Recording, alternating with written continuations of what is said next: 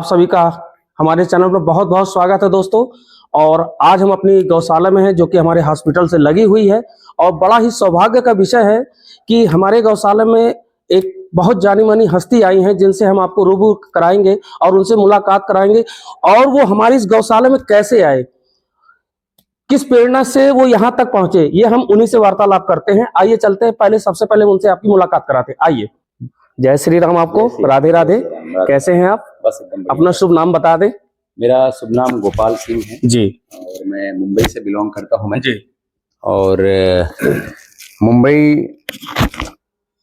में मेरा एक हॉस्पिटल भी है। अच्छा। लेकिन वो एक व्यापार के तौर पे है। जी जी। लेकिन उसके अलावा मैं एक जय हिंद अभियान करके चलाता हूँ। अच्छा। जिसका मैं राष्ट्रीय संचालक हूँ। जिसमें फ्रीडम फाइटर जो क्रांतिकारी लोग हैं उनके लिए हम काम कर रहे हैं। जी जी। ये मेरे मित्र सह संचालक जय हिंद अभियान के दीपक त्रिपाठी जी हैं। जी जी। तो हम यहाँ पे आने का बोलते हैं ना, सब ये सब चीज नियति ने सब डिसाइड किया। हम जय हिंद अभियान मतलब आपको पता होगा 27 फरवरी जो भी गया, चंद्रशेखर आजाद जी की उस दिन पुण्यतिथि है और प्रयागराज में ही वो शहीद हुए थे। जी। तो हम मुंबई से निकले हम लोग और मुंबई से अपने कार से हम लोग आ रहे थे। हम दोनों जन जा ही रहे थे प्रयागराज के लिए। तो रास्ते में हमारे आंखों के सामने ही एक ओमनी करके कार थी और 3-4 गायें जा रही थी। उसमें से इन गाय को ठोकर मार दिया और ठोकर मारने के बाद वो गाय काफी दूर तक छटक के गिरी। अच्छा, हम लोग कार में एक ही साथ थे तो दीपक जी ने देखा, हमारे जो मित्र, उन्होंने बोले यार गाय को ठोकर। हमने बोला ठीक है, गाड़ी साइड में लगाओ। तो हम दोनों जन रुके वहां पे साइड में। और रुकने के बाद में देखे वो गाय वहां पे तड़प रही थी, उसके पैर पे लग चुका था। अच्छा। नहीं। हाँ, उस समय मैं देखा काफी सारे लोग आए, काफी सारे लोग गए। लेकिन हमने फिर बाद में लोगों को बोला कि आप रुकिए भाई, इस गाय को पहले साइड करिए क्योंकि ऑलरेडी इसको काफी जोरों की चोट लगी हुई है। तो कुछ लोगों की मदद से फिर उसको हम गाय को उठा के हम लोग सड़क के बगल में लेके गए।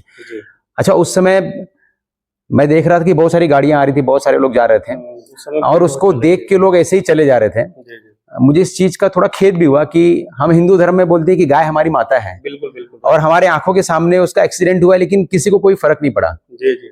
अब विश्वास नहीं करेंगे, हमने वहां से फिर बाद में जो वहां पे हेल्पलाइन था 1039 समथिंग कुछ था, उस पे हमने फोन किया।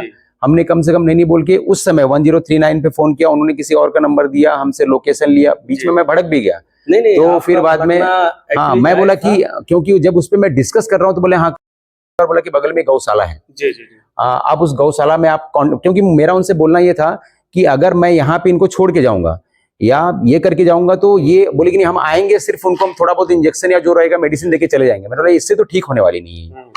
तो उन्होंने जब अजय जी का नंबर दिया, हमने अजय जी से बात किया। अजय जी ने बोला कि सर ऐसा है कि मैं थोड़ा नजदीक में ही हूँ, मैं आता हूँ, मैं आके देखता हूँ मैं कैसा क्या है। अच्छा, वो आए और फिर वो आने के बाद उन्होंने देखा और देखने के बाद में उन्होंने हमें सहयोग किया, एक गाड़ी बुलाई और उस गाड़ी में हमने फिर उसको बाकायदा गाय को 3 घंटे वहां पे रुके। अच्छा, इसमें सबसे बड़ी बात है कि उसमें एक कोई लेडी ऑफिसर थी जिसको हमने बात किया था, एमपी की थी, वो सरकारी पद पे थी। जी जी जी। मेरी वाइफ जो है मुंबई से, उन्होंने मुझे उनका नंबर कहीं से निकाल के गूगल पे दिया। तो निकाल के देने के बाद उन्होंने बोला कि आप इनसे बात करिए, आपका काम हो जाएगा। वो लेडी का फोन आया मुझे, उनका फोन आया मैडम का। उन्होंने बोला कि पहले व्यक्ति आप ऐसे हो कि जो 3 घंटे वहां पे रोड पे आप खड़े हो कि उस गाय को आप वहां से कहीं ना कहीं शिफ्ट कर रहे हो आप। अजय जी आए, उन्होंने फिर बाद में उसमें गाड़ी को लिया, गाड़ी में लेके आप यहाँ पे आए और यहाँ पे रखने के बाद में, अच्छा ये सारी प्रेरणा मुझे कहाँ से मिली। मैं एक व्यापार चलाने वाला आदमी हूँ और एक अभियान चलाता हूँ, लेकिन बोलते हैं ना कि जैसी संगत वैसे रंगत।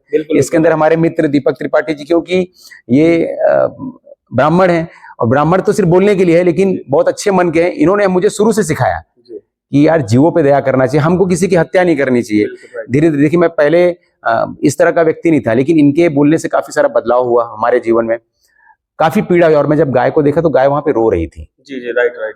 मुझे ऐसा नहीं लगा, मैंने बोला कि मैं प्रयागराज में जा रहा हूँ, कुंभ नहाने जा रहा हूँ, चंद्रशेखर आजाद जी को मैं श्रद्धांजलि देने के लिए जा रहा हूँ। अगर मैं यहाँ छोड़ के जाऊंगा तो ये मेरा सबसे बड़ा कुंभ तो ये मेरा छूट जाएगा ये।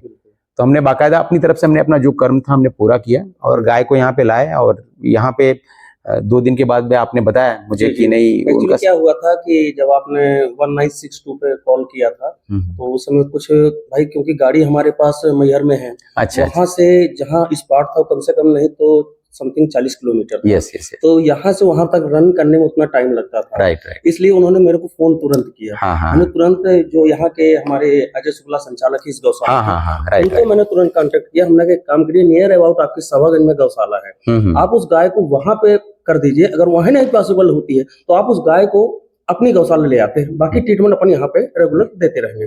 तो ठीक वैसा ही किया गया।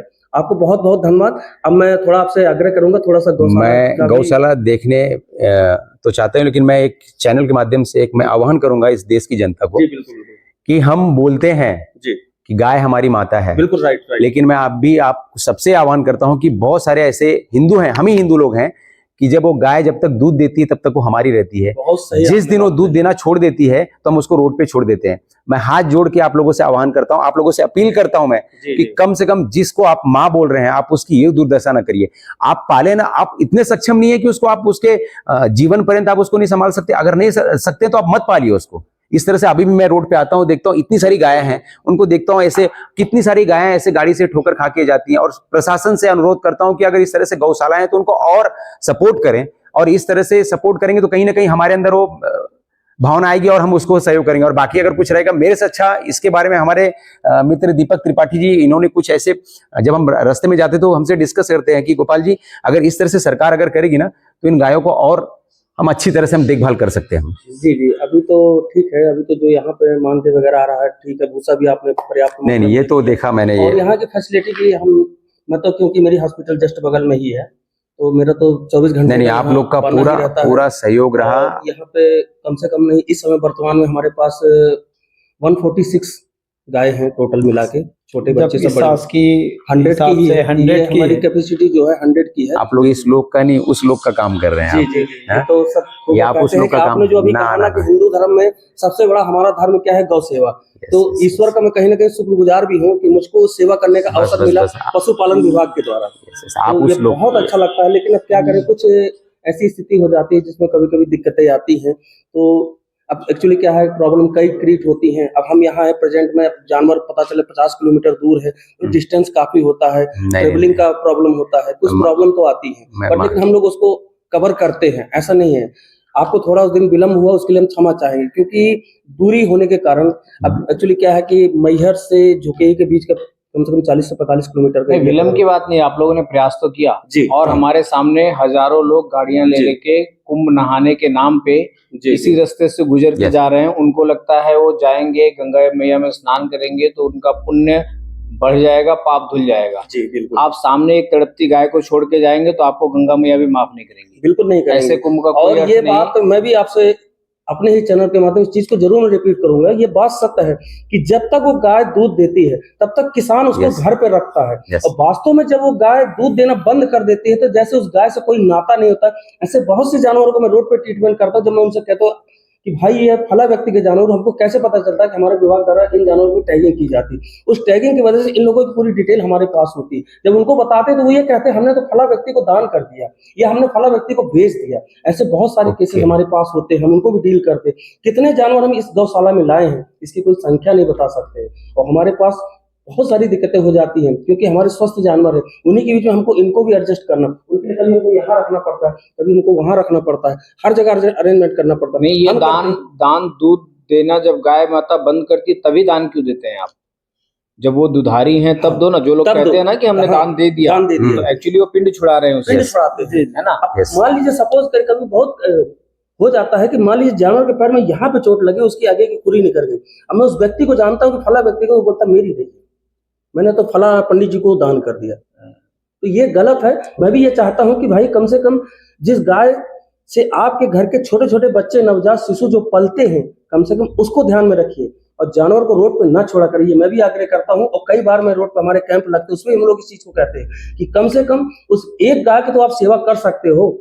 जब आप भैंस की सेवा करते हो, भैंस की सेवा करते हो तो गाय की भी सेवा क्यों नहीं? क्योंकि भैंस ज्यादा दूध देती है, गाय दूध कम देती है, इसलिए नहीं करते। नहीं, ऐसा नहीं करना चाहिए। गाय में कहते हैं कि सब कुछ होता है, गाय का ऐसा कोई चीज नहीं है जो हमारे उपयोगी ना हो।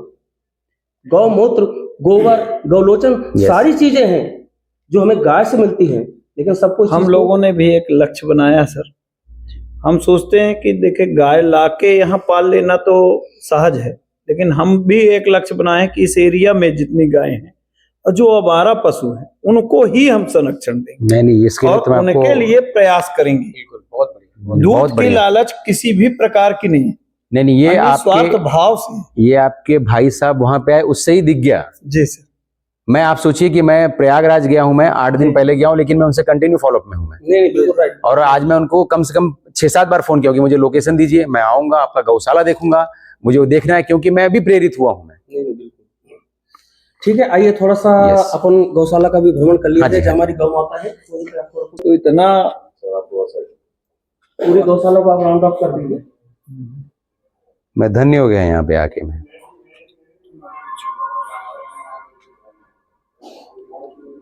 क्या नहीं जल्दी बात नहीं करते, फिर मारूंगा। ये अजय भैया, इसको सर अजय भैया हाँ ये इस तरह है, इतनी बड़ी गाय।